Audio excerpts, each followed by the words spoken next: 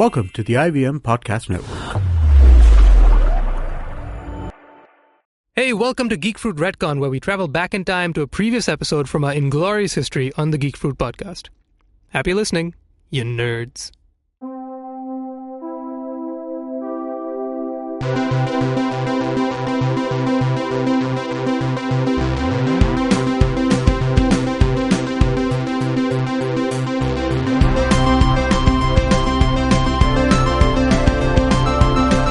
Hi, you're listening to Geek Fruit. I'm Tejas, and with me today we have Jishnu and Dinkar. Hi, guys. Hi, guys. Ahoy. Welcome to another episode. And Well, thank you for that welcome. Yeah, not you guys. You guys are in it. Oh, okay, are you not welcoming me? You are not guests on the show. We Okay. do the show together. Fine, The I people who get are it. listening are the guests, so I welcome them. Okay. Yeah. Welcome to our listeners. Yes, welcome to listeners. And today is going to be a really special episode. Before we get into it, it's Star Trek Beyond. We have had some emails coming in, which we have not we've been asking people desperately, please email us, please. And then they have, and then we have missed them. We've ignored them after that. Yeah, but not Highly. out of... we just didn't know. I mean, Jishnu, yesterday you want to tell us what happened? So we completely just somehow missed a good number of these since like maybe the last 8 weeks. Is this a Gmail problem? I guess it must have been. Yeah, I think it was because it was all hidden away in like there's an updates subfolder now because there's Right. like social promotions, regular stuff, and now there's an updates thing as well for whatever reason. So it was in the updates section. Okay, and I whatever. think this is because of one principal issue, and that's that we keep telling people, write to us at contactgeekfruit@gmail.com. That's great. Yeah. And there's also a contact section which is on our the- website. yeah. On the website, Yeah. so you can do all it of these there as well. all of these came in via the website. Yeah, and that's kind so- of what did it. So Yeah. Which is fine. You may continue doing that. We Yeah. just need to be better about it. Yeah. So We've learned our lesson. 1,000 apologies, please. So the first one that we have is from I'm so sorry. I'm not gonna know how to pronounce this. Muizz. Muiz. Muiz. Yeah, Muiz. Hey, you guys know how to say that? Awesome. So Phonetics. Yeah. yeah, right. So very nice things to say. Just a quick read is hi Geek Fruit team. This is MHR, all caps. I'm assuming He's MH MHR. Is Muiz this Hassan. M is Muiz, H is Hassan, his surname. And the R. or he works in HR. Do you think it's just? Do you think you meant to say Mr. and he just like added an H for whatever reason? Just messed up. Anyway, Yeah. I just wanted to reach out and say a few words. When I first discovered this podcast, I was just amazed. Finally, an Indian pop culture podcast for everyone.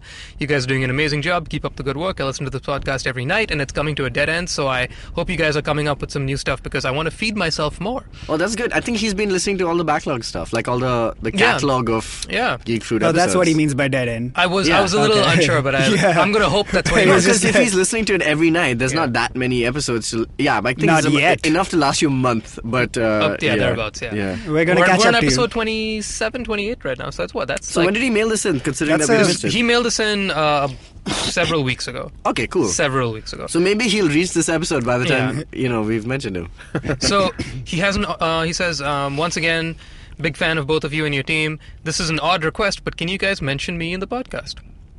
It has been granted. Yeah, I mean already. The wish. So Yeah. I know it's lame, but I know you guys are cool about it. Oh, I yeah, would yeah. surely do that. The Well, other thing you're is, that's great. Thanks, Muiz, for writing in. Just generally, when you guys writing, why don't you write in also and tell us what you guys are listening or watching or Yeah. What are you guys doing? Like we want to which know. Is a beautiful segue to our friend Emil, Okay. who's written in before. He's back. He's back again. So he says, "Hell, gents and ladies." There aren't any ladies here, unfortunately. Yeah, that's true. That would be nice. We should I mean, should get better about just that. just for the record, we have a female counterpart in the Geek Fruit team. We have one ladies. Yeah, We she's have one she's more of a writer and creator rather than a speaker of podcasts. So that's why she's not on this show, but she's going to be on the content that comes out later on. So he opens with "Hell, gents." Now, I know it's a typo, but I'd also like to maybe think that he's just saying, "Well, hell, gents, hope y'all are doing well," which is the next thing Rhyming. he says. That's what he said. Yeah. Hell, gents and ladies, hope y'all are doing well. This is what I do not understand about The Flash. I know that they ended it making us feel it's going to be similar to Flashpoint. This is talking about the TV show. Yes.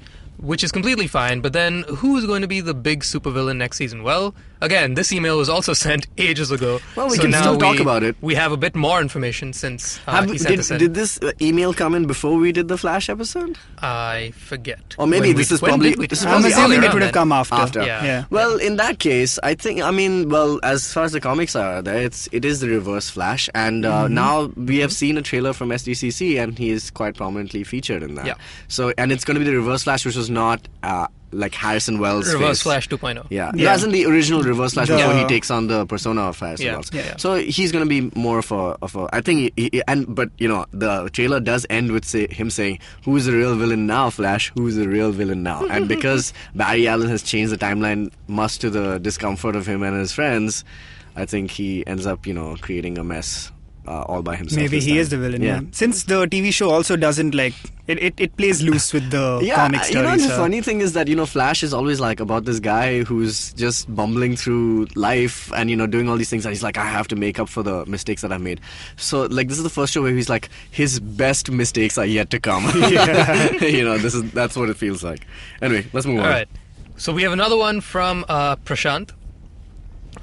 He says, "Hey guys, been wanting to try out podcasts for a while and finally started off by updating Savan to the latest version." Hey! Savan, Shadak. That's an Easter egg. You get double jeopardy.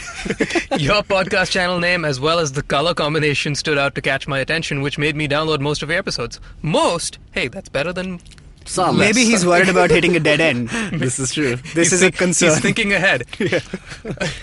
Been listening to your discussions about X-Men Apocalypse and Deadpool on my way to commute, and they were pretty good and kept me engaged throughout the drive. One small feedback: when both of you guys get super excited at certain moments, it is tough to follow as a listener when both the voices get merged simultaneously. We're just becoming a mega. It will be better if you guys work out who talks when between the team. But what he doesn't know is that we have a talking wand, which we pass over to each person. Looking forward to more episodes. I'm not sure if animated movies like Zootopia, etc., belong to geek culture. If you feel so, I would want to listen to and discuss. I did watch them Zootopia though. Yeah. It was great. It was good. It was really, really good. Quite an underrated film, I feel, from the animated, because it was not a sequel like Despicable Me, or it was not like it was completely original. But it you didn't have any minions in it was an issue. But you do know that when the sequel does come out, Zootopia, that will have probably a bunch more. Zootopia. Yours is better. No, but it was a good movie, and I don't know does it come under the... What? Can we... I think animated movies should actually. And Yeah, they're absolutely. they're in our realm. But this is the kind of topic that this is the thing I keep saying is that, animation is not a genre, it's just a visual style. This is true. Yeah. So if the topic was, we live in a world that animals control, it's like an animal world, then is that science fiction? Does that mean it's science fiction? Or is it just a story? I don't particularly care. I like the movie. Yeah. I like these kind of movies. I haven't seen Zootopia. I like these kind of movies. If we feel like we want to talk about it, we'll freaking talk about it. We're watching them anyway. I've been watching them anyway. Yeah. Might as well. Yeah, okay, cool. Okay. So we should, I think when is a good time? When we can do a animated special episode or something, just talk about all the movies. Maybe when the Oscars are out, and this most probably will be nominated. So we can do something there. Last one is once again from Emil. I'm just going backwards, reverse chronologically. He said, hope you all are doing well. Thanks once again for mentioning my name. Well, we just did that again, so hey. Thank you twice, I guess. It was such a fanboy moment. Well, anything? Yeah. Here's my question for you guys. There we go. Who would you like to see play Green Lantern in the Justice League Part 1 movie in 2017? My guess is Ryan Reynolds will no longer be playing the Lantern, as he is better off being Deadpool. It would be nice if they choose Michael B. Jordan, done voiceover for a few comic book movies, also was in Fantastic Four and Creed. Well versed. And my guess is he may already have been chosen for the Black Panther movie.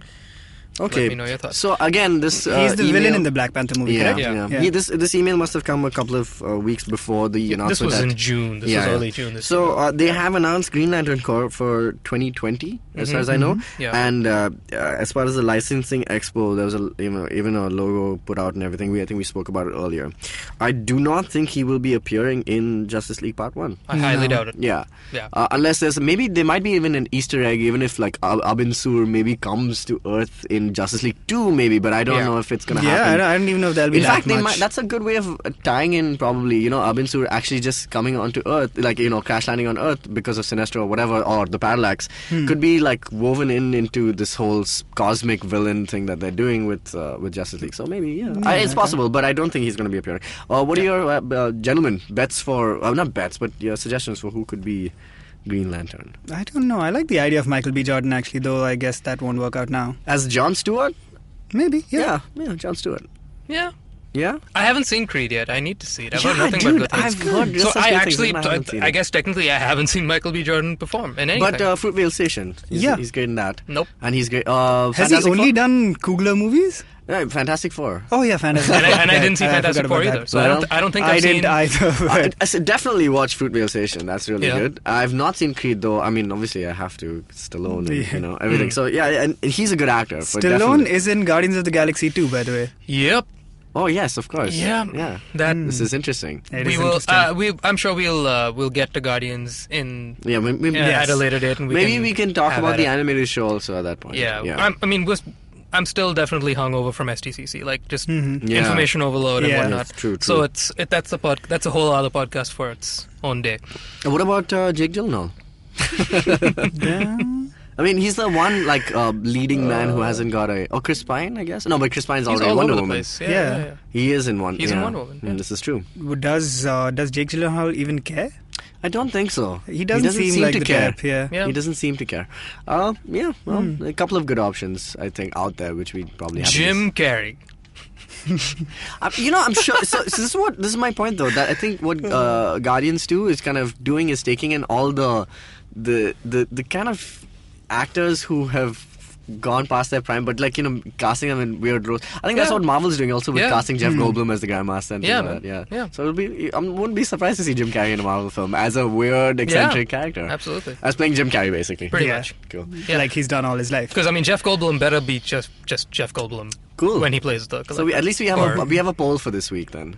Who do you think should play? Who should play Hal Jordan in the Green Lantern Corps film? Yeah. Is it Jim Carrey? Is it Michael B. Jordan? A couple of other options we might put out there. Let us know. Yeah. We'll take a short break. We're gonna come back, talk about Star Trek Beyond and Beyond Star Trek Beyond. Yeah. We'll be right back. Hello there, my name is Naveen Narona, and as a gay person in India, I get asked a lot of stupid questions. Beta, is it LGBT or eligibility? How do two men procreate? Bro, is Grindr better than Tinder or what? We answer all these questions and much more on my podcast, Keeping It Queer, where I talk to individuals from the LGBT community in India and learn about their personal stories. Catch new episodes of Keeping It Queer every Monday on Audioboom, iTunes Global, SoundCloud, YouTube, or generally any of the podcasting apps. In fact, you can now download the IVM podcast app and listen to it. Happy listening.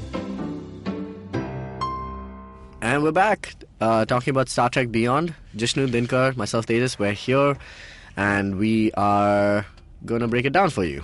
Do you know there's no colon in all the Star Trek movies, so it's Star Trek Beyond and Star Trek Into Darkness. Yeah, the Star Trek Into the Darkness. Trek is a verb. Yeah. Like John Mayer said. Trek Beyond. Trekking Beyond, Trekking Into It Darkness. is a really odd choice. I think don't know why there is a that. colon for the first one was Star Trek the Motion Picture. Was there? Yeah. I thought it was just Not Star Trek the Motion Picture.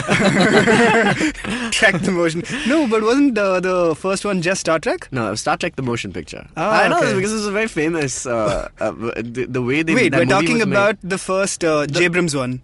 No.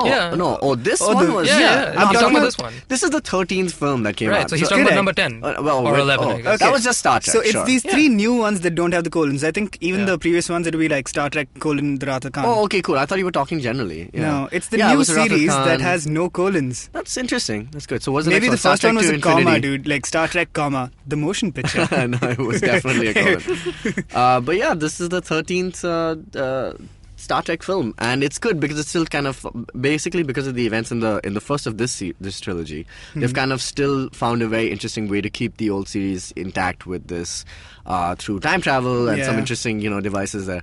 But An alternate universe. Yeah, alternate universe, and I mean Spock, the original Leonard Nimoy, kind of plays a big part in that. Sorry, go ahead.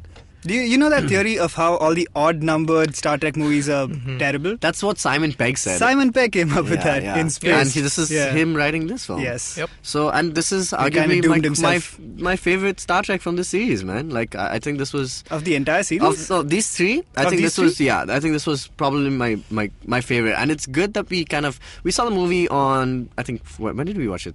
Saturday, Sunday? When did we do it? Sunday. We did it on Sunday, right? Yeah, and yes, it's good that it's kind of given us a couple of days to kind of think about it. And like when I exited the theater, like thinking about it, I was like, oh well, it's good. And like the more I had time to kind of like mull on it, like this is really like one of my favorite Star Trek films. For the simple reason that it is most like what Star Trek is about. And because I came out of the theater thinking, wow, that's not that... I mean, the action set piece was not as good as like maybe the first two films. Like in Star Trek Into Darkness, there's that great, like, you know, where they're going from the Enterprise to the militarized, starship, and they have that... It's just Benedict and Chris Pine kind of doing that. The Vengeance, no? Yeah. And it's great. And I love that set piece. I love the ending with Spock. In the first movie, there's a couple of really good action set pieces. And I was thinking that, this one was not all about that, but Star Trek has actually not been about that, and it took me this movie to kind of realize that this is not what probably Roddenberry's kind of vision is. It's more about thought, it's more about, you know, and there's a lot of subtext in this movie that I really, really appreciated. So I think this was like easily one of my favorite Star Trek additions to this universe. I think I'm mostly on the same lines. Yeah. But should we like go over the plot? So, let's go over the plot. Yeah. Jishnu?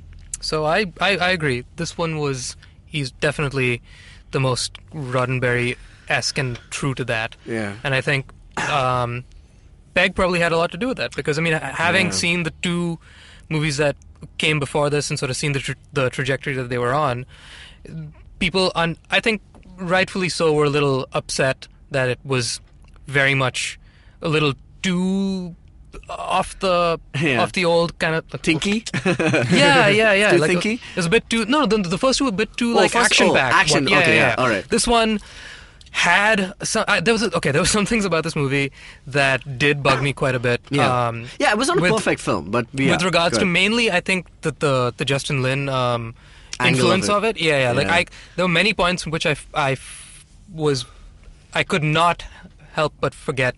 Or wait. Remember. I could not help but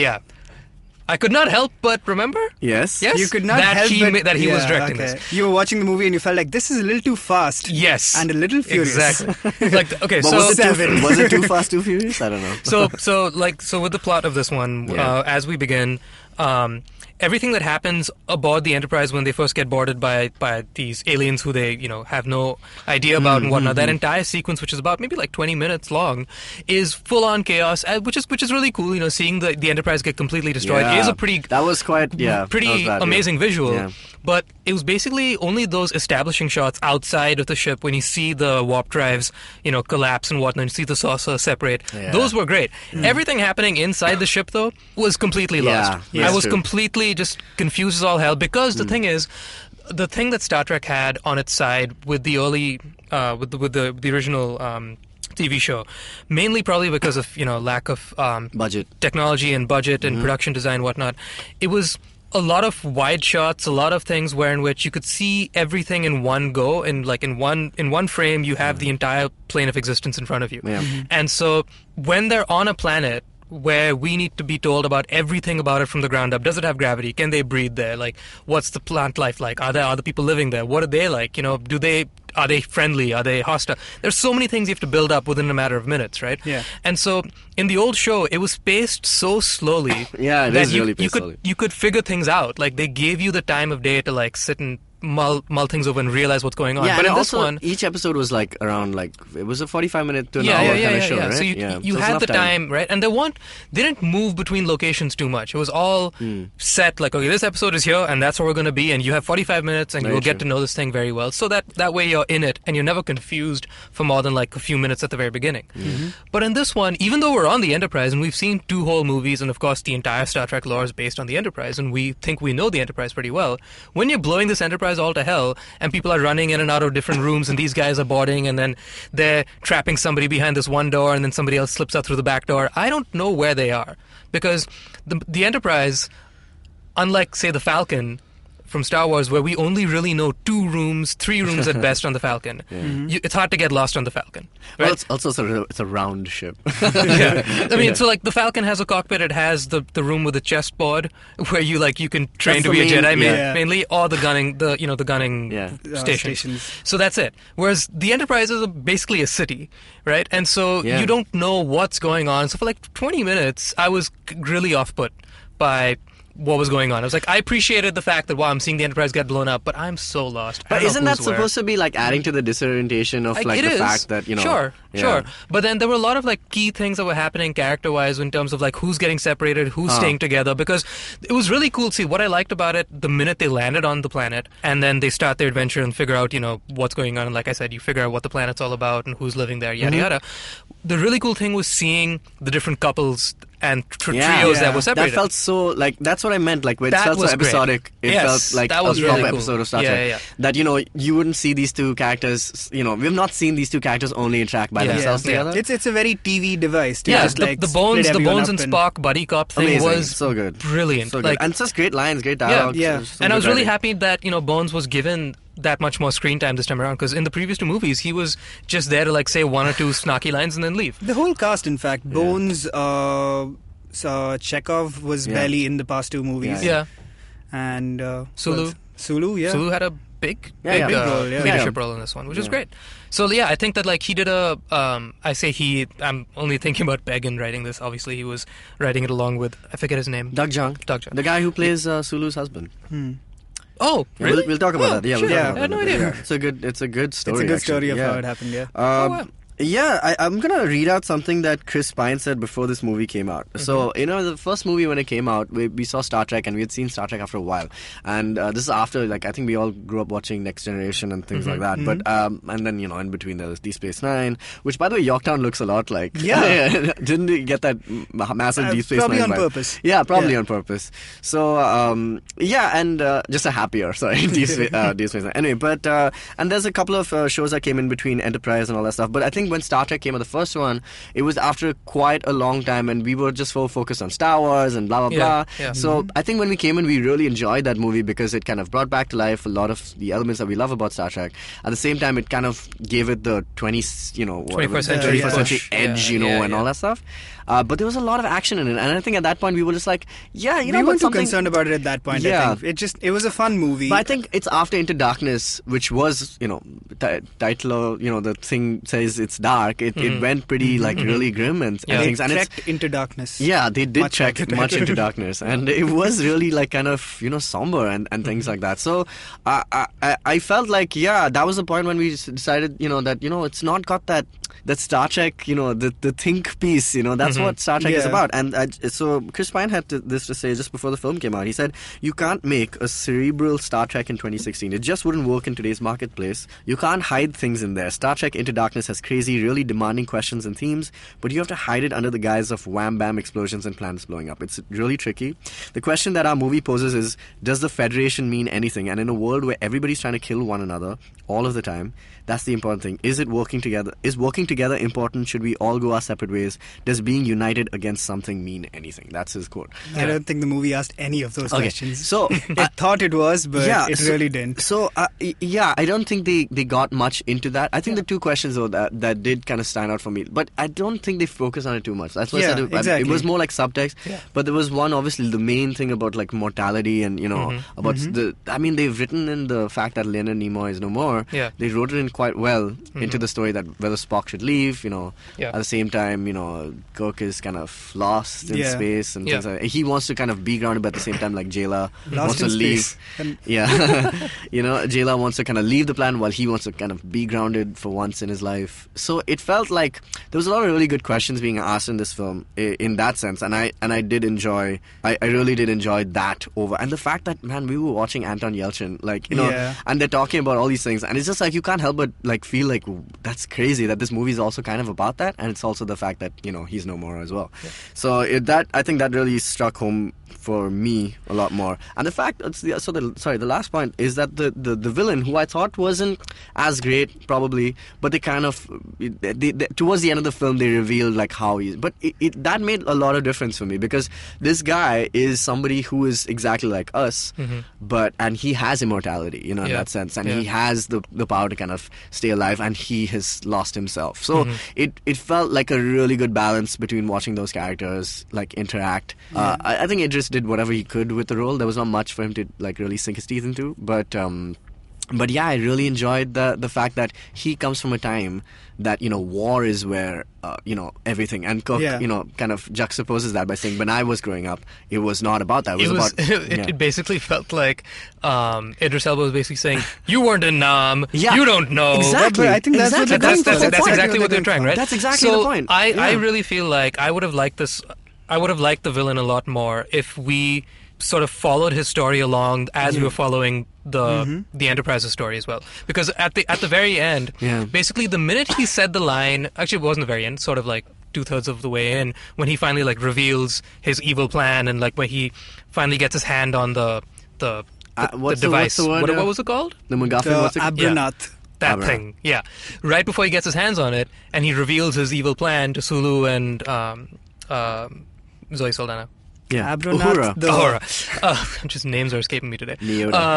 He says the line, the cliched bad guy line of, I'm going to save you from yourselves. Yeah. Which I'm just sick of hearing. We've heard all these lines before. I'm so sick of hearing that. And I was hoping for better. And this is again just my blind optimism of, hey, Simon Pegg, smart guy. Yeah. He gets this stuff. He's heard that line a billion times as well in this context. I was hoping for better.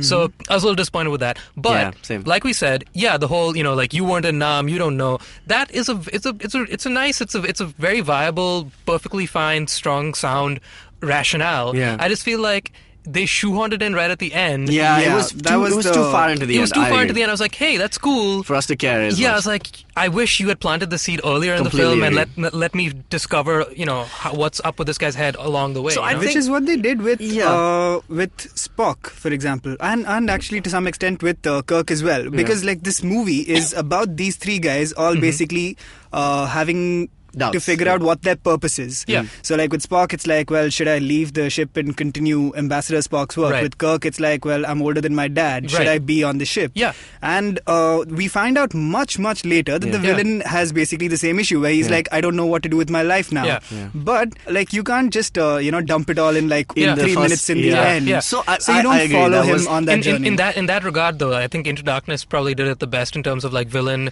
development of the 3 movies, because we get Khan's reveal a little less than halfway through, and he says, who he is and what his whole mission is. Yeah. And so you spend the remaining half of the movie knowing where everybody stands, and so when they make the decisions, you as the audience are informed as to why they're doing it. Right. Whereas in this movie, right up until Idris has his confrontation with Cook, you just see this guy being like, oh, he's evil, so he's doing evil things because he's evil. Yeah. Which is a horrible reason. Yeah. It's like, I'm just a bad guy. I'm going to kill people. Why? Because I want to kill people. I did feel that also. Yeah. Like, I did feel like, wow, this is just an evil guy, and I thought they would be better about it. Yeah. And then they did at the end. It took it back for me. I was like, okay, cool, I get it. Yeah. But yeah, not so late into the end. Not well structured in that sense. However, what I did enjoy about the fact that the whole thing, you weren't in a... So this is what the story really kind of where it really makes sense in today's world, because Star Trek has always been really, progressive in that sense. It's just that, the enemy of the Federation is its like past, and the fact that we were all like really messed up right now, and like the time we live in right now.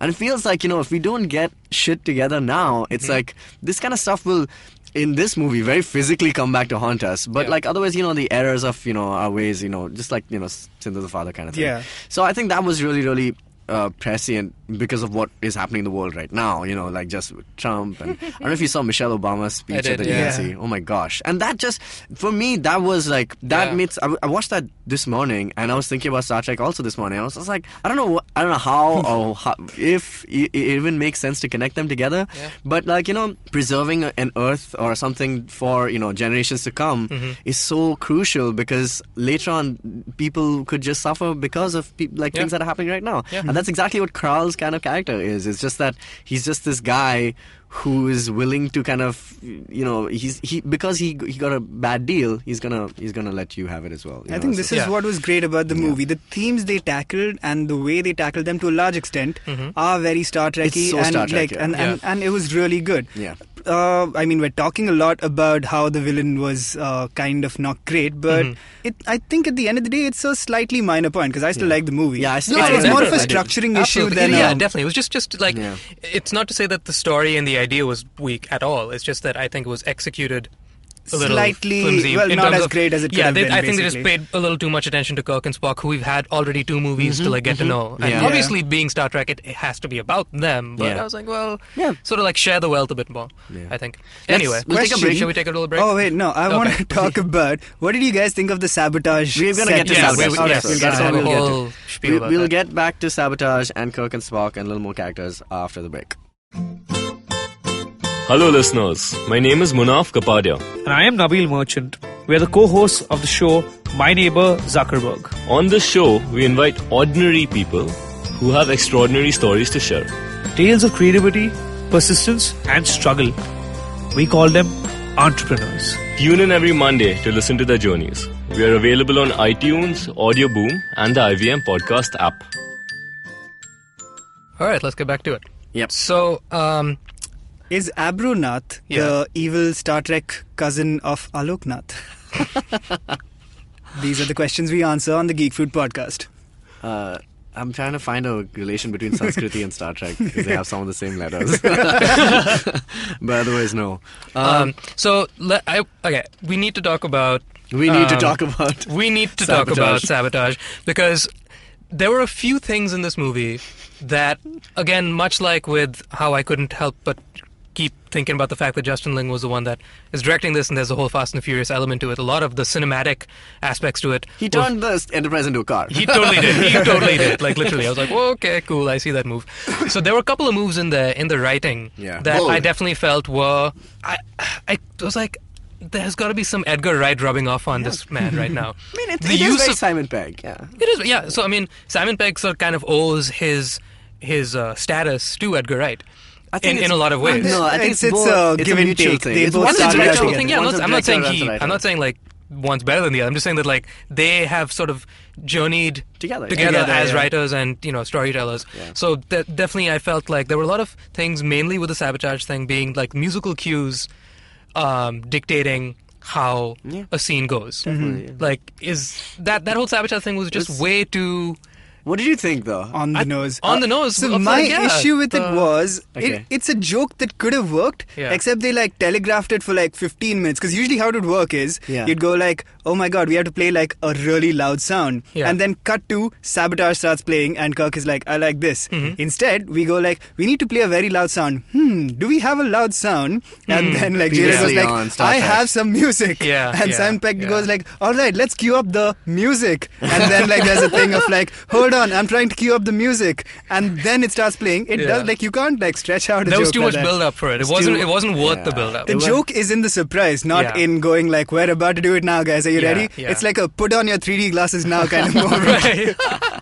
Very true. No, I loved it though. I thought the moment was great. It's just like again a structural issue. Again, like I don't know how Gene Roddenberry would take it, but like I thought it was ballsy, man, and like that's what started. I think that it just injected some energy into. It was great, like especially it was good. There was a small throwaway line from Bones as well when they were listening to the song. He's like, is this classical music? I was like, that's great. I'm glad that you've put that whole timeline perspective into it, that like this is 200 years old. And also the fact that I mean, Kirk, this is that song from the first movie. Like this is so it's a great which is why he says this is a great song choice. It's great because like it's a good tie-in to the beginning of this series. I thought it was great. I think they spent too much time even in that scene. Of course they spent too much time, and even before that they set it up with Jayla, and so there was a lot of time spent in setting up this song. So I think they were trying to basically they must have thought that if we just put it in, people are going to be like, what's going on? This is not possible. This is a Star Trek film. So I think they try to they spend more time justifying why it's possible to do it. And besides, it was also not on the Enterprise. It was on another ship. It was on the Franklin. Franklin, sorry, not the Bradbury. So there was another thing that that I felt was just Edgar Wright enough in all the right ways, no pun intended. That, so obviously he does in all of his movies that Simon Pegg's been a part of. As we said, music has been a big thing. The other thing that a lot of Simon Pegg, Edgar Wright films have been about is visual comedy. Which I think these days you don't see too much anymore. It's far more based on like improv and like acting performance and sort of, you know, going off the cuff and just sort of letting the people in frame. The Judd Apatow school. The Judd Apatow school, yeah, exactly. And Edgar Wright sort of always maintains let the camera be the joke, right? And so the one particular moment that I thought was hilarious was when Kirk and who's he with? He was with Chekhov, yeah. With Chekhov, yeah. When they get captured by Jayla's sort of sticky goo trap thing. Yeah. Like that whole moment, that whole reveal was just hilarious because of the simple like pan over. Yeah. Because right before that it was sort of like an intense like, holy crap, somebody set up a trap. You've interrupted my rap song. We were having such a fun moment and now like, oh crap, let's change to like a really intense scene and like you'd expect something bad to go down and like that happens. I was like, that's great. And I felt like that old school sort of cinematographic storytelling where it's not based upon the script per se, but it's more based on the blocking and the camera being the hero of like this moment of like telling the story is, again, I think how the original Star Trek did a lot of stuff. Because the original Star Trek was shot in a very sitcom fashion. Yeah. It was, the set is built with 3 walls and then the camera just pans left and right and maybe zooms in and out, and that is how you tell the story. Yeah. And so this one had those moments. Like this was obviously I think the biggest one that came to my mind. But that entire middle section between basically like the first and the last giant action set pieces was, I think, very TV in its shooting, in its... Which one? Are you talking about the one which they go basically to the where they're all like split up into groups and they're... the 3 of them are separated. Well, all of them before that they all entire kind of, arc. That was great. I loved it. The best part of the movie. Yeah, absolutely. Definitely, because I mean, it's taking us obviously. It's a great homage to the original. Yeah. And we don't see enough of it, and that's such a hallmark of Star Trek. Splitting people up and getting their thoughts separately. But as a viewer, we know everything that's going on. Yeah. So I think that really worked well. Also, this movie was glorious in IMAX. I just wanted to point it was that. so good. Yeah. It looked beautiful. stunning. It was beautiful. in IMAX. We managed to go to the Wadala IMAX. Chechnya. we went there because we thought we were going to the other one in Phoenix, but we went there to Wadala, and it's just that whole Yorktown, when they enter Yorktown for the first time, that was fantastic, man. Yeah. What is that city was just like so good to watch. That's another thing. This one I think had, just in terms of art direction, in terms of like set design, it felt Star Trek. Yeah, a lot more than the previous two. And this is what I just want to say is that, so that's why we can never take away from what a movie can bring, and not something that TV can do. Like television, now television could do it probably in the Star Trek series that comes out next year. We might, see something like that. But this is something only like a visually like massive screen can like deliver, and that's something like Yorktown. So I'm glad they utilized the medium as well as they did. Otherwise it could have just stayed in that 2 people talking, and it was good. That was great. But we should also mention the fact that this movie looked amazing. Couple of other things. What about what do you think is going to happen in the next one? Is so why is Uhura and Spock always in this kind of will they, won't Rachel they? Ross kind of situation? I think it's just enough to keep people happy without getting overindulgent. I think the only overindulgence is that it's continuing through all the movies. Yeah. But it's never like the front motivation for anything he does, other than like in few key moments where it makes sense, because like everybody's life is being threatened. Well, if she's there too, then I guess I need to make damn sure that I go, even though I'm wounded and I have like a big hole in my chest. That's true. Yeah. Like that was just enough motivation that I was like, yeah, good, you love this girl, cool, great, Yeah, you're gonna do that. But he's not gonna like go out of his way and like do some insanely stupid yet heroic act, which the knight in shining armor normally would, because he's not the knight in shining armor. He's the most sensible guy But he's in the crew. becoming more human as the movies go by. True, he's true, becoming true, less true. Vulcan. Yeah. It's good. It's great. And I like it. I mean, like the last movie, Into Darkness, was more about them kind of like switching roles and stuff, and this is more about like, so I like that. Which was good, because I think it was that movie was sort of doing what like Mad Max Fury Road and like Episode 7 has done, which was like it was one of the first movies to sort of be to sort of put I guess strong women in like a really front position in the cast. You know what I mean, like she had to make her mark in that movie. Like I'm a strong woman who will do what needs to be done, Yeah. and not be put in a position. Yeah, of weakness. and that's the greatest thing about Star Trek. I mean, it's this whole diversity thing. I mean, Yeah. Gene Roddenberry kind of started the series saying, I mean, like his initial quote on the Star Trek universe is that there's so much diversity on our own planet, and if we can't accept that, then we do Yeah. not deserve to go outside our own planet to find where we will inevitably find more diverse people. And I like that, and I like that Star Trek is more about unity. And even though they find this Jayla, who I hope returns in the next few movies. Yeah, she got Yeah. a uniform. Yeah, she got a uniform, so it'll be great. Wait, do we know what color? I don't think she didn't. We didn't No, she actually didn't see see it. it. She was accepted into the academy. She said is where we she ended. said she has to wear a thing, but Yeah. we don't know Yeah. Yeah. what is she So, gonna be? yeah, Is she an engineer? I don't know. know. But she's like She's Scotty's friend, so she might be an engineer. maybe. But she's kind of more of a. She's more of a hands-on- blue. She's more of a blue. She's I was more of a thinking blue. blue. She's a blue. I think blue works well with her makeup. That's true. Is It what brings is. out her skin. Yeah, somehow. So, but it's about not leaving people behind, and we've got so many movies this year which are Yeah. just pitting people against people. We've got Apocalypse, who has the Yeah. X-Men against each other. We've got Civil War. We've got Yeah. Batman and Superman, and this is one singular movie which is like kind of Into Darkness kind of did that. not Pit exactly people against each other? No, Well, no, not but this- yeah. not Kirk put the and Scott. same, not put the same team against each other. Yeah, obviously Kirk and Spock have a relationship that goes way Yeah. beyond like Right. friends fighting. It's like Yeah. it's tradition for them almost. Yeah. But like in this movie, it's like that's the great thing about Star Trek is it's so optimistic, and like I this is the first movie that felt that way. Into Darkness Yeah. did not Yeah. feel that No. way, and this original the first Star Trek felt like we were against like heavy odds, and that's Yeah. great. But this movie felt like they were working as a well-oiled unit and defeating challenges that were presented to them. So that's what I really liked about it. Speaking of moving forward and what the next movie will be, the one thing that I really relished about this movie that I think makes it stand out from pretty much any and all other science fiction movies that are part of a franchise, at Yeah. least. I'm not I can't include things like Gravity or whatever because that's a one-off standalone film. But Yeah. all these other movies that are littered everywhere these days. Franchise is the name of the game, right? We had a podcast episode called The Age of Franchise. Right? Yeah. Everything is franchise-based and sequel-based and whatnot.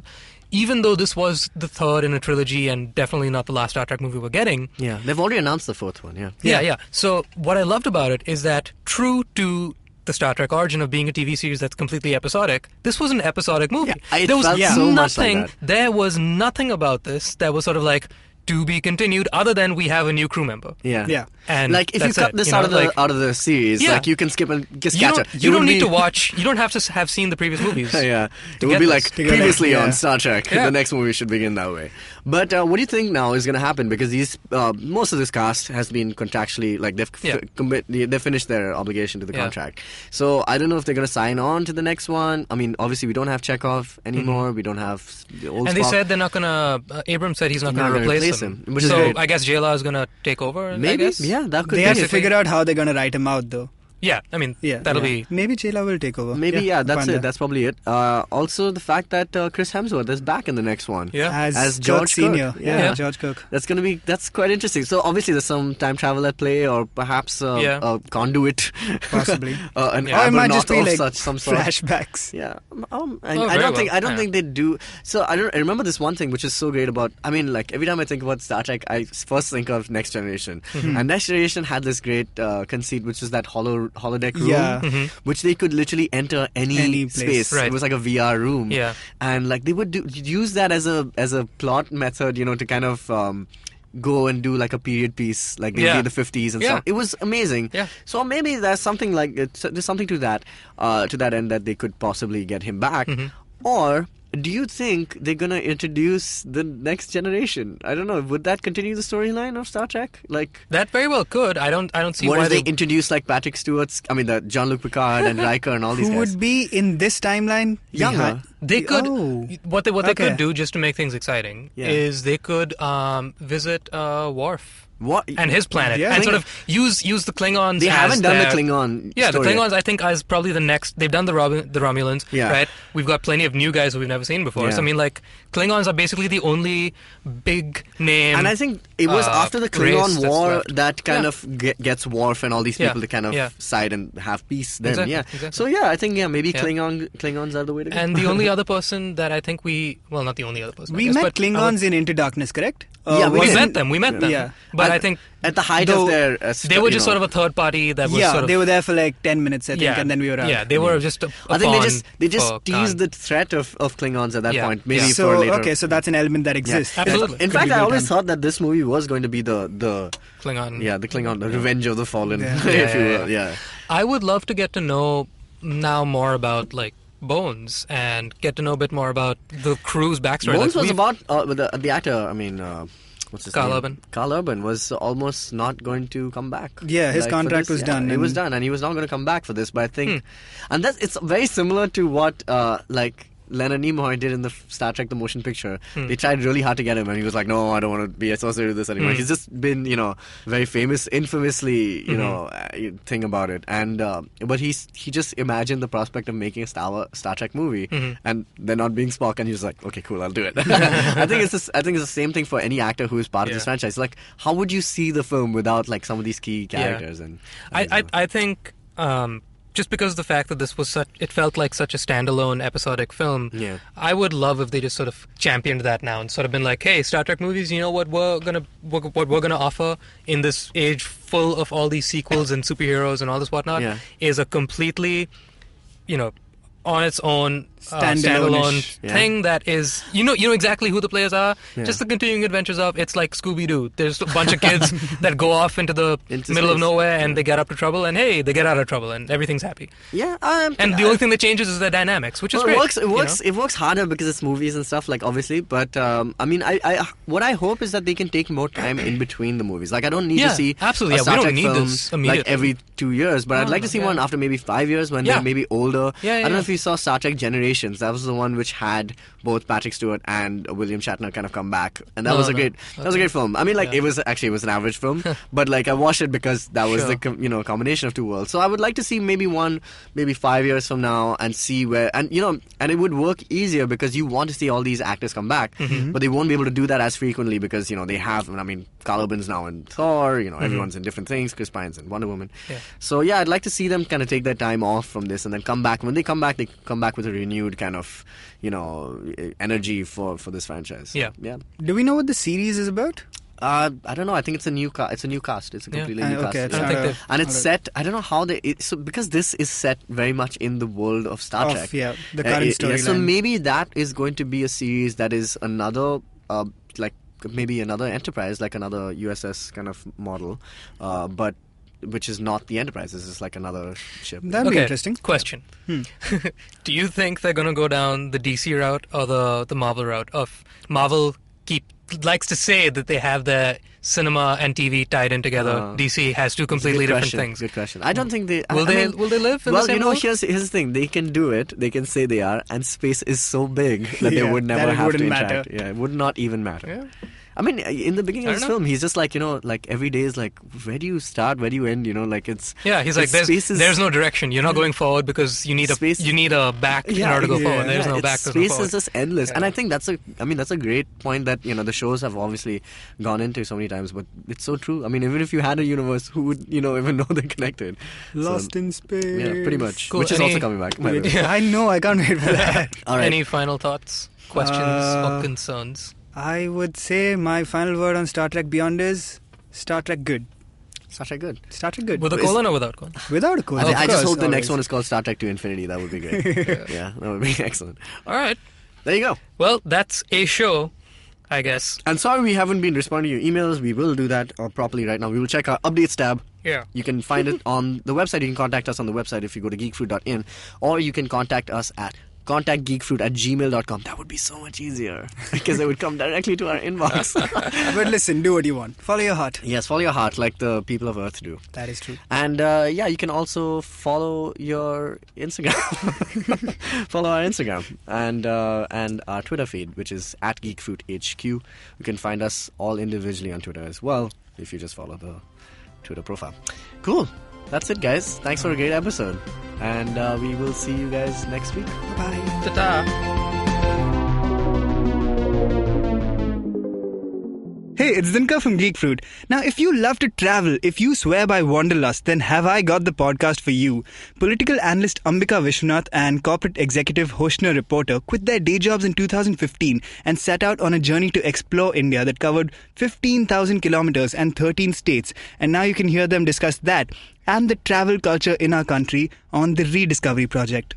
You can check out new episodes every Monday on iTunes, Stitcher, the IVM app, or wherever you listen to podcasts. And listen to it while traveling. Excuse me भैया, excuse me. बोलिए madam. Menu में क्या है? Menu में scene unseen है, podcast है, on course है, Cyrus है, made in India, rediscovery project, empowering series, sex wax है, IVM लाइक्स है, सिंप्लीफाइड है, कीपिंग इट क्वियर है, टिंग्स एंड डेस्टिनेशंस है, माय नेबर सकरबर्ग है और द फन गराज है. आपको क्या चाहिए? एक बार रिपीट कर देंगे क्या? रिपीट नहीं करता हम. आप जाओ IVMpodcast.com पे और सुनो ये सब, या फिर डाउनलोड करो उनका ऐप. सब आपकी उंगलियों पे.